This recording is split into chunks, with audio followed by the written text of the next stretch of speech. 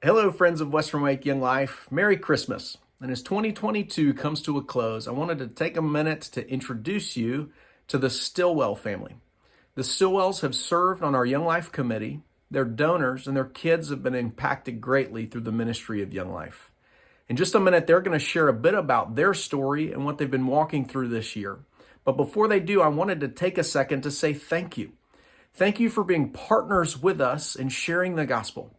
Thank you for allowing us to go and to share that the light of life has come into this world and that darkness cannot even understand it. Thank you. We cannot do it without you. So without further ado, please meet Kevin and Martha Stillwell. Merry Christmas. Hi, I'm Kevin. And I'm Martha. And this is our story. On May 1st, our son Luke had a seizure and went to be with the Lord.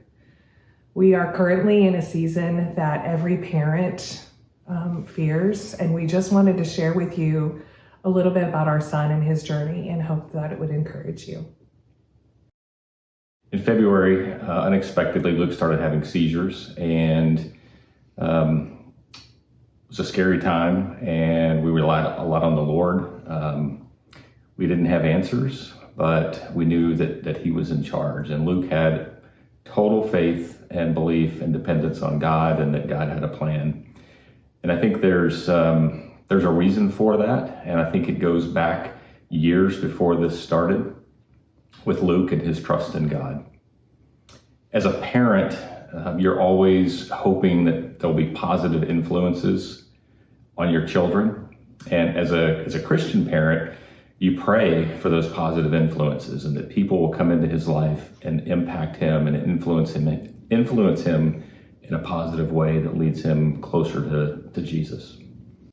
In our story with that, it really began with Luke starting his freshman year at Middle Creek High School, and he got involved at Young Life. And as parents, we were super excited about that because we understood Young Life's vision, and that was to build relationships with middle school and high school students with the right to share the gospel. And Luke knew the gospel, and just from being in our home and our church family. But in high school, it was really where Luke began to understand what faith looked like for himself. It wasn't just something that Kevin and I shared with him or his Sunday school teachers, but it was these really cool college kids that were spending time with him, truly loved him and were interested in him and wanted him to understand who Jesus was, not because he had heard it from us, but so he could know what it was like to have a relationship with him. And so through those 4 years of high school, Kevin and I also got really involved in Young Life, got involved on committee, hosted campaigners at our home every Monday night. And it was really a transformative time.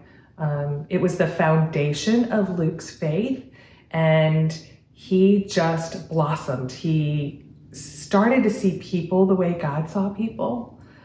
He was all about reaching others, inviting them in on a casual level and then a deeper level and getting to know Jesus.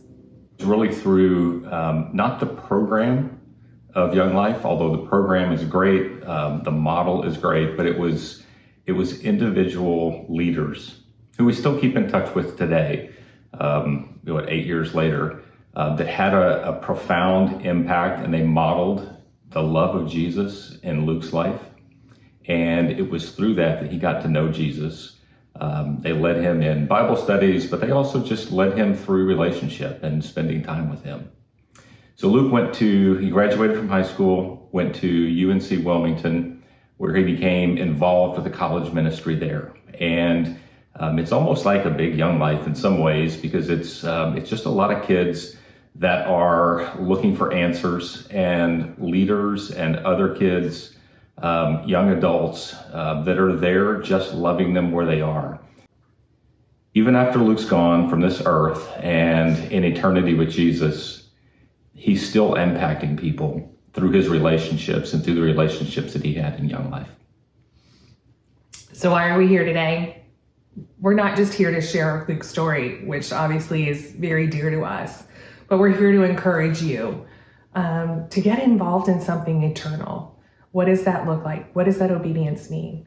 It could mean faithfully praying for this ministry. It could mean opening up your home, and it could mean giving financially or some combination of the above. It is our heart and the heart of people who are involved in this ministry for you to give.